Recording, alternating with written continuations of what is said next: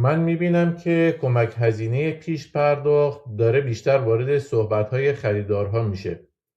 مخصوصا الان که مشاورها دنبال ابزارهای عملی هستن تا به خریدارهای واجد شرایط که اولین بار میخوان خونه بخرن کمک کنن راحت‌تر صاحب خونه بشن.